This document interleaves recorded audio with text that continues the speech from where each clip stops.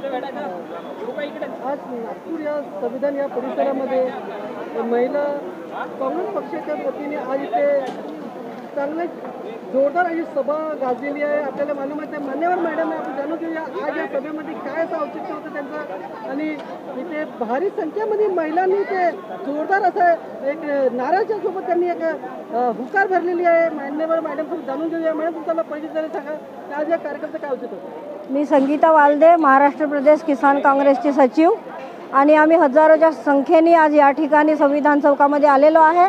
कारण की परमपूज्य डॉक्टर बाबासाहेब आंबेडकरांनी जो महिलांना न्याय दिला, महिलांना वर आणण्याचं काम केलं, राज्यघटनेच्या माध्यमातून महिलांचे हक्क आणि महिलांना न्याय देण्याचं काम केलेलं आहे।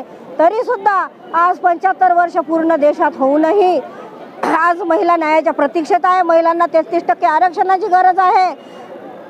देशाचे पंतप्रधान सन्माननीय मोदीजी यांनी फक्त घोषणा दिल्या महिलांना आरक्षण देऊ, पण त्यांनी आरक्षण काही दिलं नाही आणि महिलांवर सतत अत्याचार होत आहेत। आता महाराष्ट्रात बघता त्या दिवशी बदलापूरच्या घटना बघा, लहानशा चिमुकलीवर एका शाळेमध्ये अत्याचार झाला, तिला मारून टाकलं, तरी सुद्धा दोषींवर कारवाई होत नाही आणि दोषींची पाठराखण महाराष्ट्र शासन करते, त्याचा आम्ही निषेध करण्यासाठी या ठिकाणी आलेलो आहे। कलकत्त्यामध्ये एका डॉक्टर महिलेला तिच्यावर अत्याचार झाला, तिचा खून करण्यात आला आणि दर दिवसाच्या पाठीमागे एका महिलेवर अत्याचार होत आहे आणि ही भारतीय जनता पार्टीची सरकार महिलांना संरक्षण देण्यामध्ये, त्यांना सुरक्षितता देण्यामध्ये, त्यांना न्याय देण्यामध्ये असक्षम ठरलेली आहे।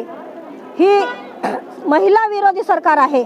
फक्त लाडकी बहीण योजनेचे 1500 रुपये देऊन त्यांना वाटतं की महिला आमच्या पाठीशी राहतील आणि आम्हाला मतदान करतील, तर तसं कधीही होणार नाही। महिलांना पैशापेक्षा सुरक्षा हवी आहे, त्यांच्या मुलींची सुरक्षा हवी आहे। घरून मुलगी शाळेत किंवा कॉलेजमध्ये जाते तर घरी येईपर्यंत तिचा जीव मुठीत राहत नाही। महिलांना वाटते की माझी मुलगी सुरक्षित घरी येईल का, मग काय घरातच मुलींना ठेवणार आहे का, शिक्षणाला किंवा कामाला रोजगाराला पाठवणार नाही का, हा प्रश्न आमच्या माते भगिनींच्या समोर आलेला आहे। आणि ही सरकार निष्क्रिय सरकार आहे, महिला विरोधी सरकार आहे आणि या महिला विरोधी सरकारला येणाऱ्या विधानसभेमध्ये आमच्या 50% महिला दाखवून देणार आहे नारी शक्ती काय आहे। काँग्रेस सरकारच फक्त नारीचा सन्मान करू शकते। आता आमचे नेते माननीय राहुलजी गांधी यांनी सांगितलं की आम्ही केंद्रामध्ये सरकार आली तर आम्ही 1 लाख रुपये महिन्याला देऊ, पण काही कारणास्तव यांच्या खोटे आश्वासनं त्यामुळे ही येऊ शकली नाही। पण आता महाराष्ट्रामध्ये आमचे सन्माननीय अध्यक्ष अण्णाभाऊ पटोले यांनी सांगितलं ज्या महिला काम करतात, ज्यांचं नाव या सर्वेमधून आलं, अशा महिलांना आम्ही नक्की तिकीट देऊ, असं आम्हाला आमचे सन्माननीय नेते नानाभाऊ पटेलजी यांनी आश्वासन दिलं।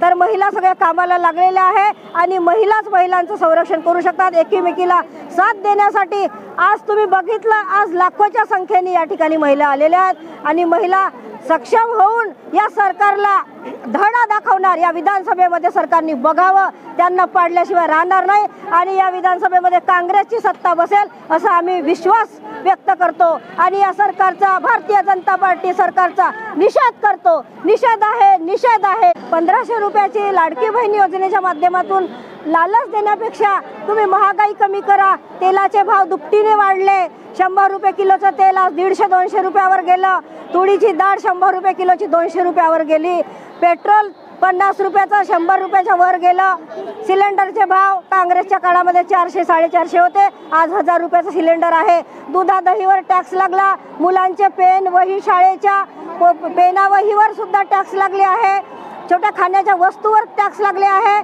आणि ह्या जीवनावश्यक वस्तूवरचा टॅक्स जर तुम्ही कमी केला, सिलेंडरचे भाव कमी केले, तेलाचे भाव कमी केले, सगळ्या गोष्टीचे भाव कमी केले, तर आम्हाला 1500 रुपयाची गरज पडणार नाही।